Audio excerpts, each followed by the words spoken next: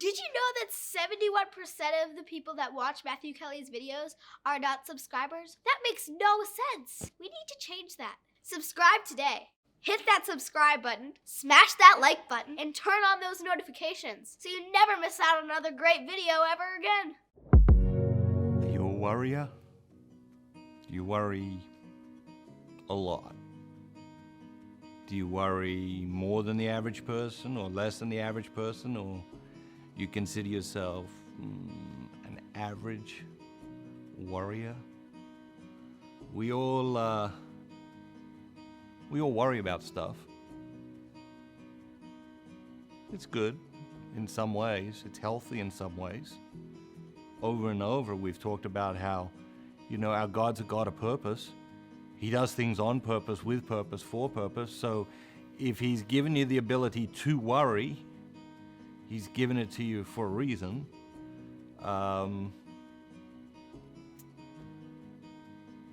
If a lion is, running across the prairie in your direction and it's breakfast time, you probably should be worried. It's a survival mechanism. God has given us the ability to be concerned, to be afraid, to worry. These are all survival mechanisms. So we don't want to eradicate them completely from our lives, but we do want to have an understanding of where they belong in our lives. What's the right order? What's the right place for them in our lives? We talked a couple of weeks ago about the idea that, Jesus said over and over again, He said, do not be afraid. But He didn't say never be afraid. Because fear is actually something that we need. It's a survival mechanism. Sometimes little kids, they have this fearlessness. My little girl Isabel, she has this fearlessness, and it's scary. I remember when she was like 2, she would just run straight off couches. You know what I mean? And then it's just come crashing down to the ground. And so she just had this fearlessness that manifested in lots of ways. Obviously, over time, she realized, you can't do that. Unfortunately, it's quite painful to come to that realization. And so we do have these things for a reason. But I want to talk to you about worry. The thing about worry is, most of the things we worry about never happen. Most of the things we worry about, we have no control over the outcome of. So it's one thing to worry about something that you can control the outcome of. Really, then you're just problem solving. You're saying, okay, this situation, it could come out like this, it could come out like this. If I do this, it comes out like that. If I do that, it comes out like this. That's problem solving. That's not worry. Okay? Most of the things we worry about, we have no control over. And most of the things we worry about never happen. But here's the real problem with worry. Worry takes us out of the moment, which means it separates us from God. Because God is always in the moment. You're looking for God? He's always in the moment. Looking for God? He's always right here, right now.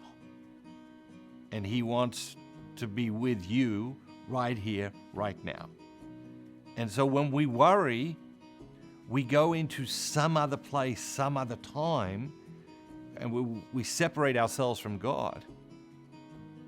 And that's why we become anxious. That's why when we start to worry about stuff, we have all those emotions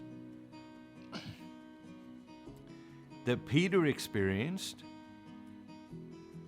when he started walking out on the water. While he had his gaze firmly fixed on Jesus, he was fine. But then he took his eyes off Jesus.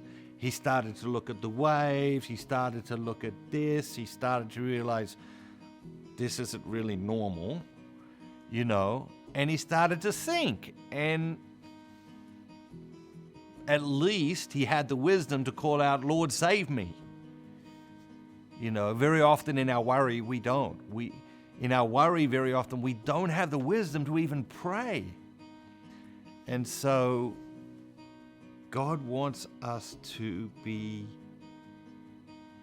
aware of what is happening right now. God wants to give us present moment awareness.